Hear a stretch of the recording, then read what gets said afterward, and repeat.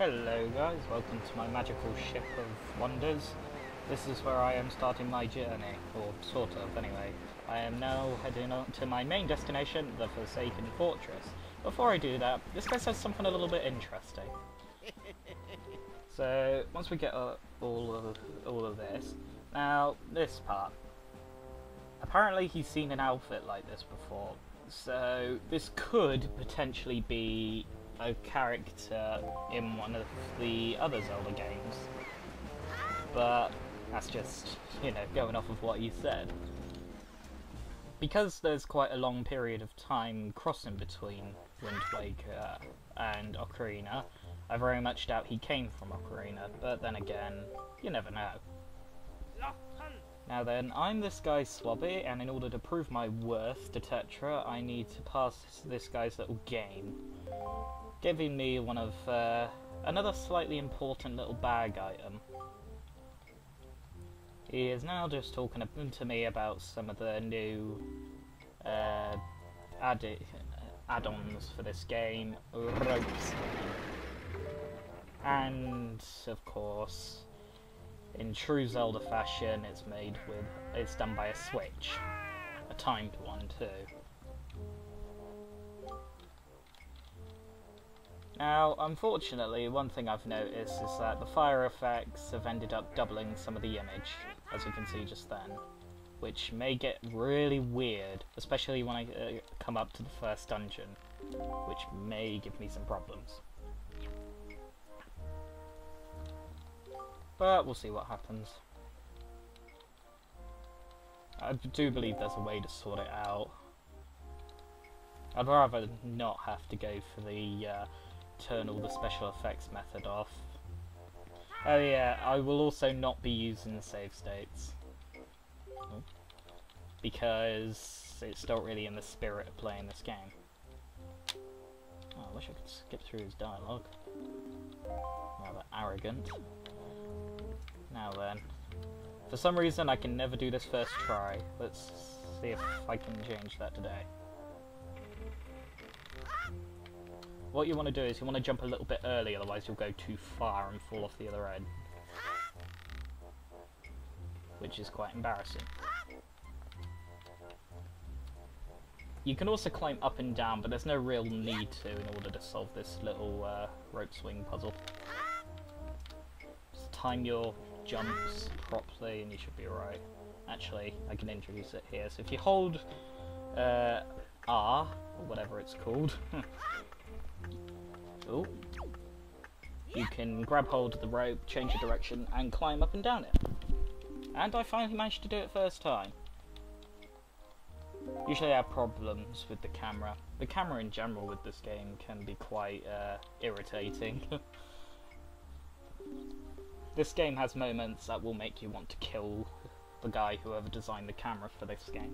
But we all know that the GameCube's biggest problem was camera placements. Very nice spiky chest. I do like the chest designs in this game. And now we have the spoils bag. In here we can keep all sorts of randomized items. This can range from chew jelly to little skull necklaces.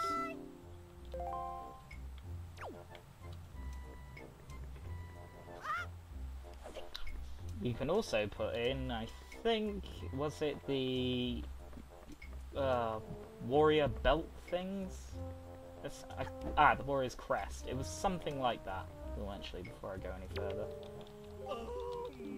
Yes, I know that. I want to see what's beyond there. If I can get the camera right. See that? Triforce. Anyway, as I was saying, the warrior's crest. If I collect 10 of those, I get a new sword attack, which is quite fun to play with. And I think it's actually quite helpful in terms of fighting a certain boss, which I will get to at some point. Alright, now where's Tetra? Ah. Yeah, you can tell I haven't played this game in a while, I only remember most of it.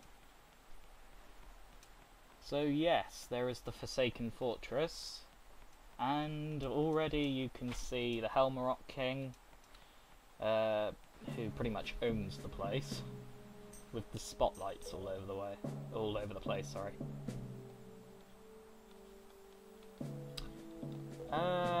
I will explain the gimmick of this place. I can't really say it's a dungeon yet. But here's my issue. What happens with this comes far too early.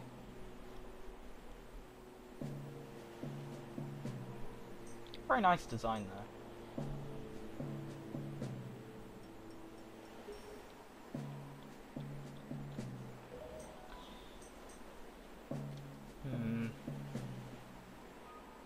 So, of course, this is where I have to go, to that room over there. And some rather out-of-place art. But before I can even think of getting there, I have to take out these searchlights.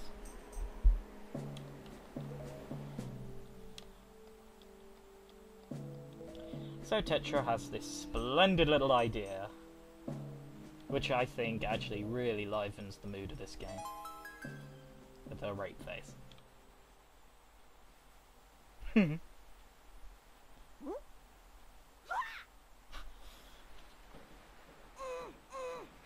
And now we get Link's really bizarre sound effects.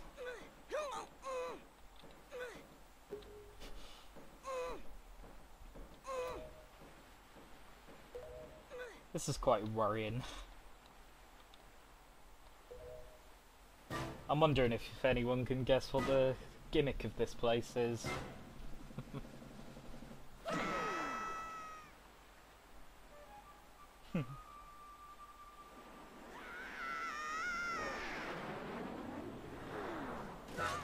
Really, he shouldn't land in the water.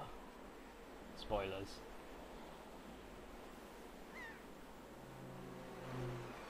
Surely he would have landed on that ledge. But I suppose he probably would have broken his legs and his back. So yes, the Forsaken Fortress. As you have just seen, the gimmick of this place, I don't have a sword. All I have is my shield. So now I have to go all Metal Gear.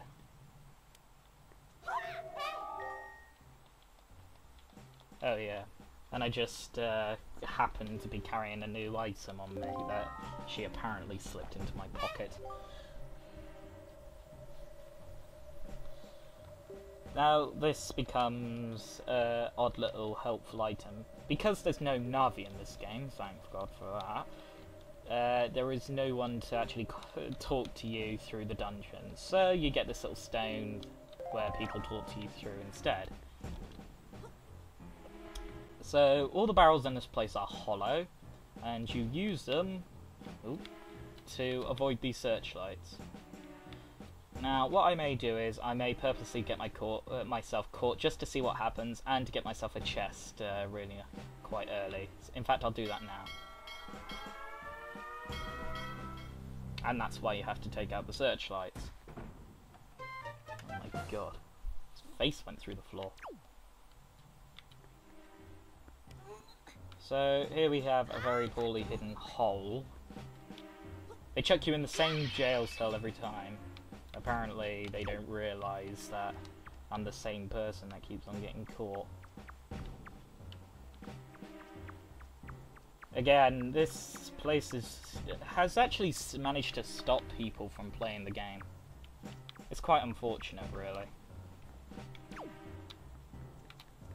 Having said that, it is a little bit unfair having the player put up with this sort of stuff right at the beginning.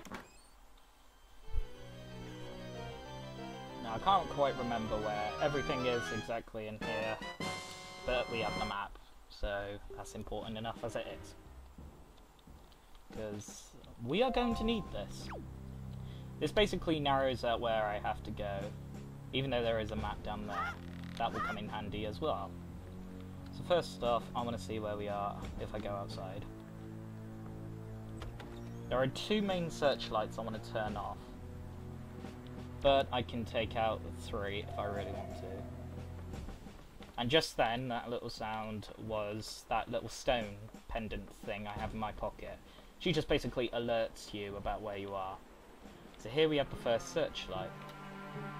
Now, I believe this one only covers the ground. Actually, no, this is one of the ones I need to take out anyway, so never mind. So, even though I don't have a weapon, this game added some nice little feature, which I wish Zelda games did more often. You can actually pick up the enemy's weapon.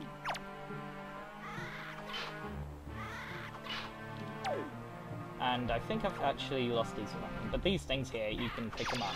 They are basically the equivalent of Deku sticks, or Deku sticks, whatever their pronunciation is. Wait, what? Ugh, I am really not used to the controls.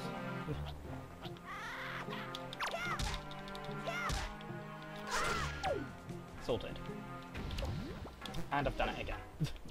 Anyway, that has sorted out that searchlight, so now I have to take out one more, I think. Actually, no, that about does it. I can go straight there now. I could have sworn I had to take out two.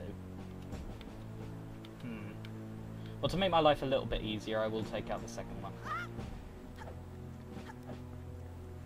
I might actually be able to clear the Forsaken Fortress all in one video. That'd be nice, because I really don't want to stay here too long.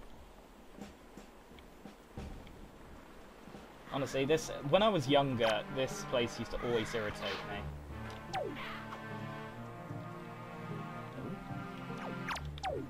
I thought it was incredibly unfair. And I've done it again. I think I might have to remap the controls. Bloody emulator. Whoa! Bloody hell. Will you stop this? This is getting really silly now. Come on. And as you can see, I would intentionally be holding my sword, but I do not have one. Oh, for fuck's sake!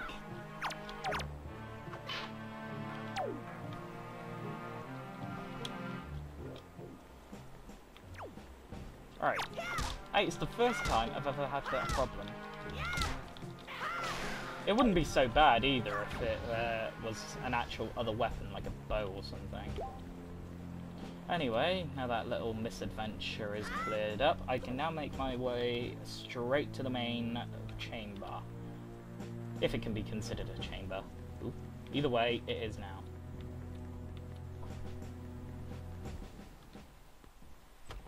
I just have to walk my way over there.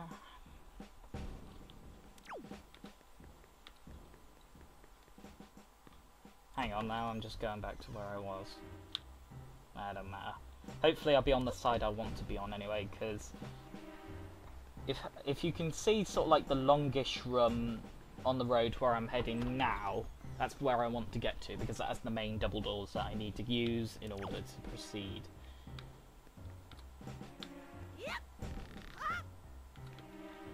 I will be visiting this place again later, so if I do end up missing anything, I will obviously go back and pick it all up.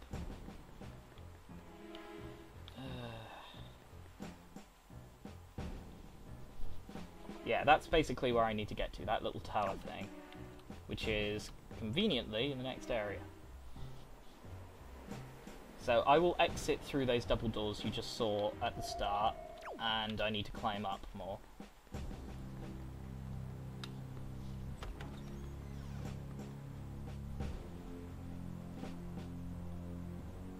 Now these are Mega Blins. At the moment they are quite crafty.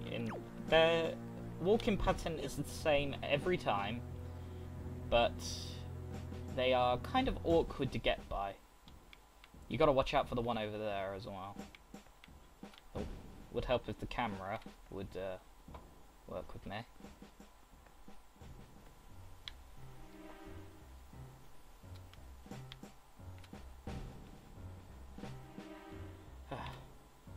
When I was younger, I actually spent ages trying to clear this. I was so cautious.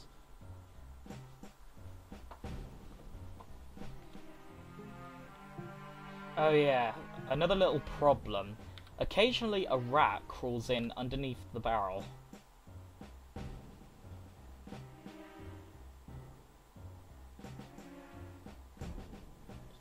Very careful.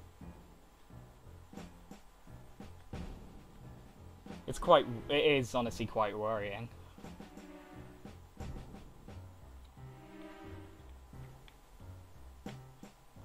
Ugh. Oh shit. Yeah, they crawl underneath the barrel and knock you out of it, causing these guys to go into full alert mode. Now I'm not quite sure, when they're there sniffing around for you, if I can still move. Oh. I'm gonna try and go for it when he next gets behind me. I'd rather not get caught.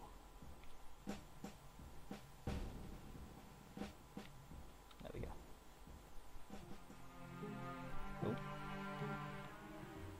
Oh. They're not very bright, as you can tell, despite there being a moving barrel. Come on.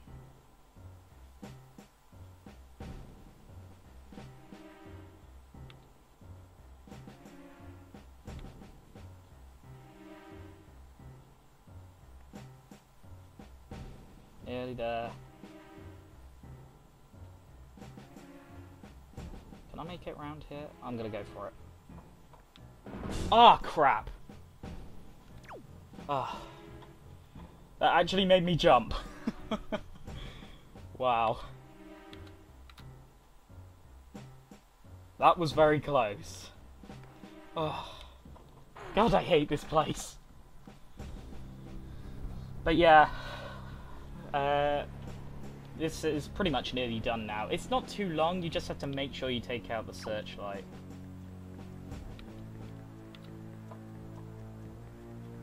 At least I hope I took out the right one. Yeah, looks like it. Oop. We got the last little game. Oop. Yeah, this guy likes to do this, which is a bit of a real big put-off. Come on. The sooner I get away from this part, the sooner I can actually start enjoying the game more, because I'll be making my way to the first dungeon. I do know I've missed some stuff, so there's no point in leaving it in the comments. I just, like I said, I want to get this place over and done with, and when I'm on the return trip, I'll look more then. Ooh. I am going to be so gutted if he catches me.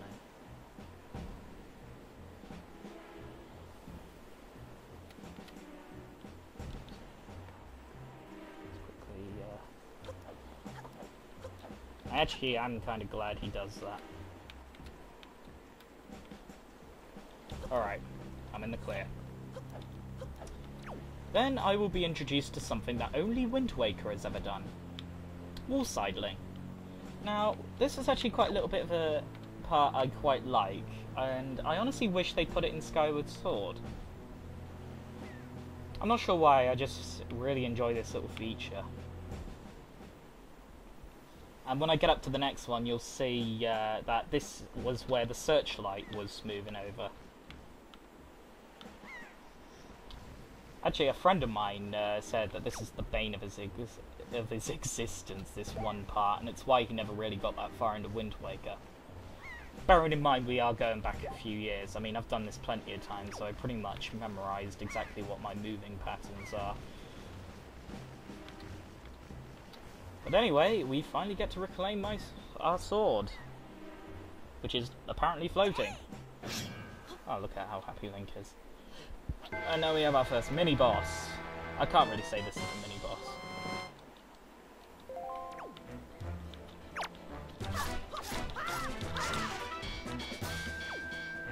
Oh yes, and the small little machete there can also be picked up as well.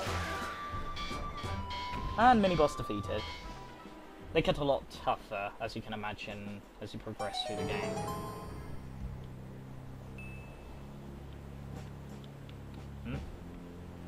Okay, I cannot seem to move now. Be right back. Okay, there we go. That was really bizarre, I couldn't move. Alright. Now we get to go and rescue our sister. Hooray!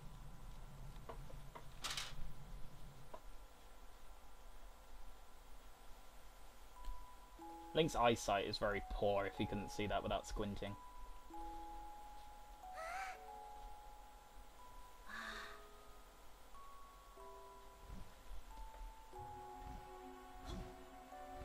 This could not be any more unfortunate. Poor guy. And because I don't have quite the correct equipment yet,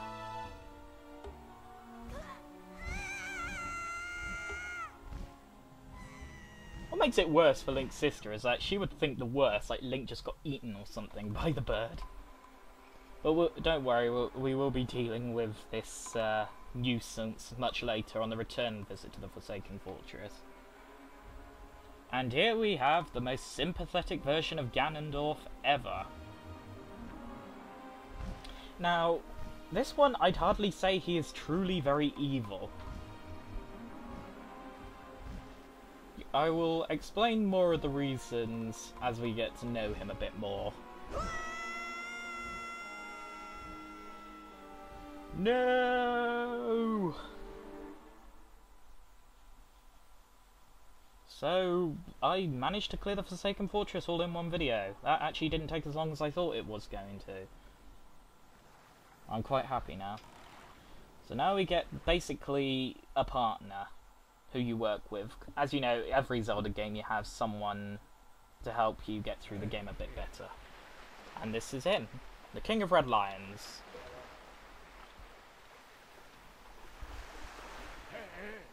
Hey! Pull yourself together, Link! Bloody green bastard! I have no idea how he managed to get Link on the boat in the first place.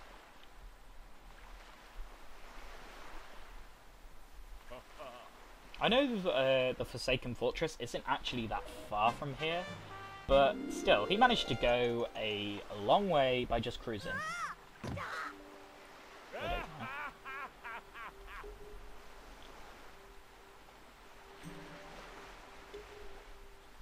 The words of men. So, does that mean there's a boat language?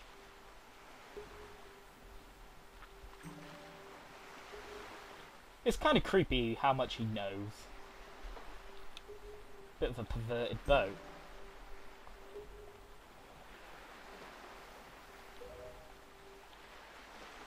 Oh my god, that face.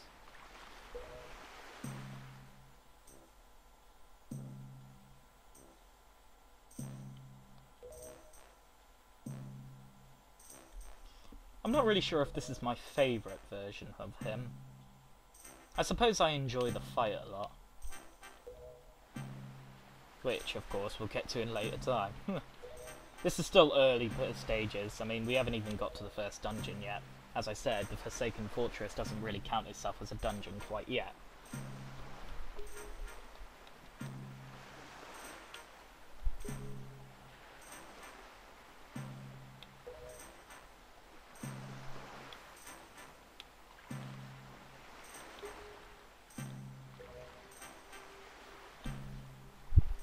I suppose at the start he is kind of like the old owl from Ocarina of Time. It's kind of nice that he's a little bit more interesting to talk to.